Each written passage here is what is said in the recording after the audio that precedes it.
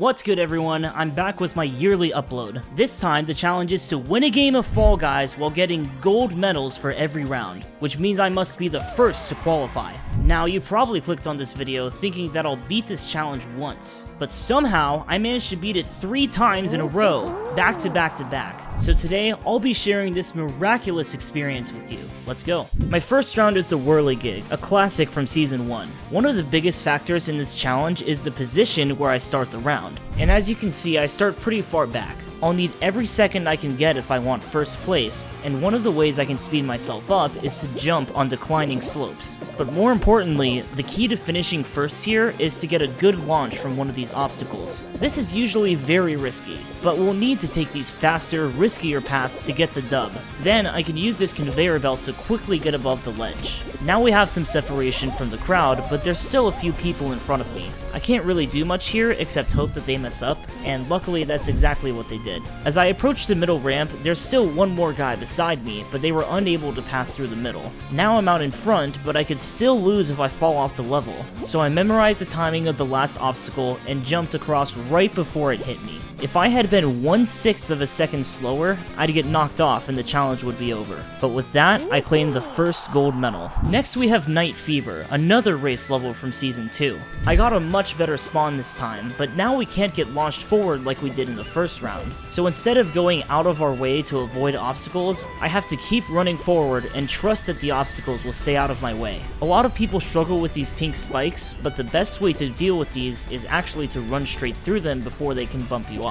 We gained a lot of speed here by jumping on this decline and jumping again to avoid this bumper. However, this is when things get tricky, because these swinging obstacles force you to slow down. You either have to stop and wait for a window big enough to run all the way through, or dive before it hits you to minimize the impact. I actually used both strategies here. Finally, I aim for the bridge that's currently unavailable, under the notion that it will be available by the time I get there. Now we have Jump Club, which is a survival round. This is important because survival rounds give gold medals to everyone who qualifies, so the challenge doesn't come into play here. However, I had a really close call with this one. As I was running clockwise to reduce the amount of times I had to jump, someone decided to take me down with them, so they suddenly grabbed me and pushed both of us into the obstacle. Somehow, I managed to slide over it and remain on the platform, but you can see how close I was to getting eliminated here. The Swiveler is a new level in the most recent update, which is also a survival round like Jump Club.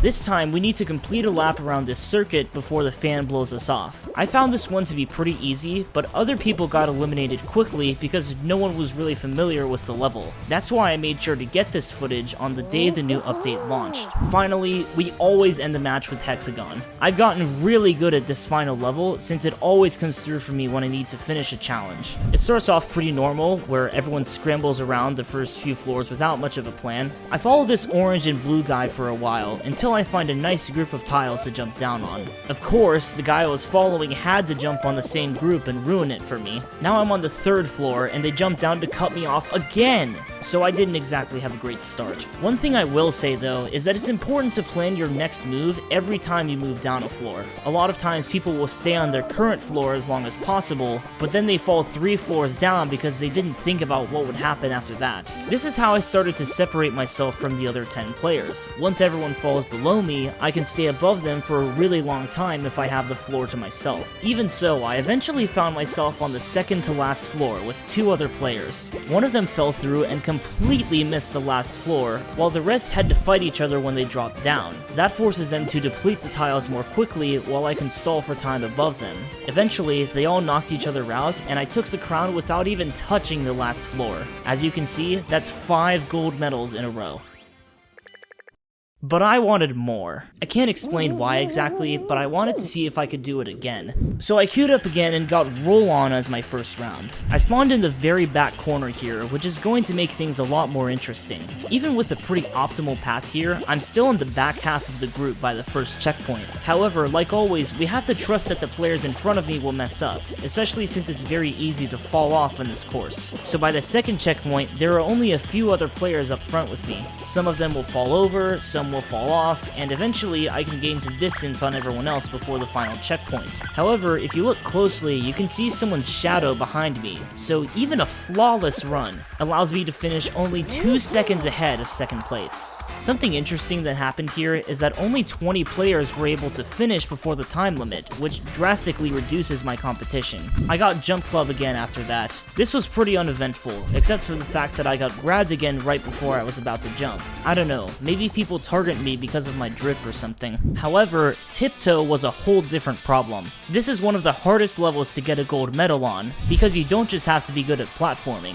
You need to pay attention and have the deduction skills to figure out where the right path is before everyone else. For example, at the start here, we know for sure that the first 3 tiles will be in the same column, and that the path expands horizontally after that. This ninja guy tried to grab me here, but I decided to let that slide for now. So I'm looking at this 3rd column from the right to see if the tiles shake. Once it does, I know that we need to go left more before advancing further. Then we get a lot of new information after these 3 columns all shake. After we started going vertical again, I almost got pushed off the path, but luckily this section of it was 2 tiles wide. Now this is the most critical moment right here, because we need to find these final 3 tiles before anyone else. Someone ran off ahead of us, so we know that we need to go left or right here. The leftmost column shakes, which narrows it down to either the column directly to our left or one of the many columns on the right.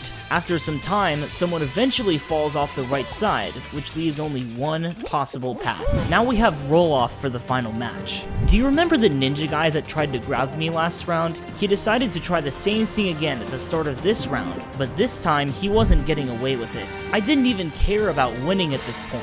I just wanted to end him in the most brutal way I could think of. I decided to make it seem like I was minding my own business for now, and waited until we were the only 2 players left. Little did he know, I had been plotting his downfall the entire time.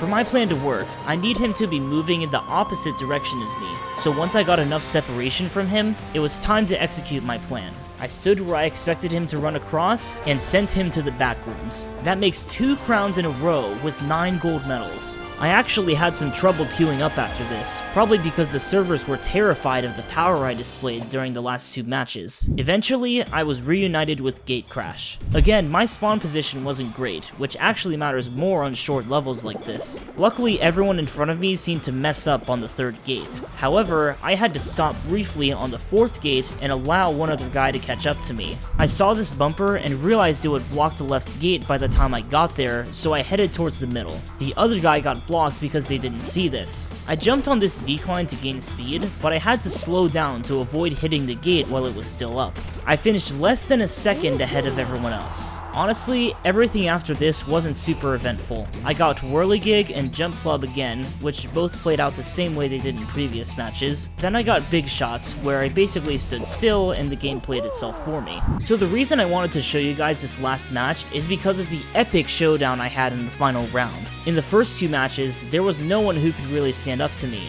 but now I had met my match. From the very beginning, I could tell that this black and purple bean was an expert at Hex-A-Gone. Finally, a worthy opponent. We find ourselves sharing the last few tiles on this floor, so they jump ahead of me. Something I found interesting here is that they weren't in a rush to use up the tiles in front of me. Most players would panic and try to cut me off, but they kept going slow. This is the mark of a great player, because they realize that we can mutually boost each other's chances of winning if we take our time and hang out on the higher floors. That's why I turn away from them on the next floor, so we can continue to stall for time while the rest of the players take each other out. I ended up getting a bit of a head start on them when they fell down to the purple floor early, but that's when they made their first move. They speed up and try to deplete the tiles below me. I was able to make this jump, but look at how far I would have fallen if I missed. That would easily be game over if I missed that one jump. At this point, all but one of the other players have been eliminated, and the 2 of us are still on the 4th floor from the bottom. Now it's officially game on. I decided to make a move of my own by trying to cut off a bigger share of this massive floor. However, realizing that they would have less tiles to work with if they didn't strike back, they found a path over to my side and cut me off. This left me without any other sections to jump towards, so now they have the upper hand. Eventually they had to fall down, but they almost succeeded in eliminating me right there. This one tile they forgot to cover allowed me to regain my footing and stay alive. When I had to jump down again, there was an appealing group of yellow tiles right below me, but there weren't any tiles below those. That's why I had to jump over the skinnier section of yellow tiles that had more blue tiles below it. I fell down early in order to secure my share of the final floor. I glanced over at them to see if they were planning to approach me, and they didn't seem interested in this at first. However, after I looked away for a while, they decided to make their final move when they suddenly appeared on my screen again. We scrambled for the last remaining tiles, and our 4-minute showdown came to an end. If you want to see more crazy challenges like this, make sure you subscribe and hit the bell. I'll see you in my next video.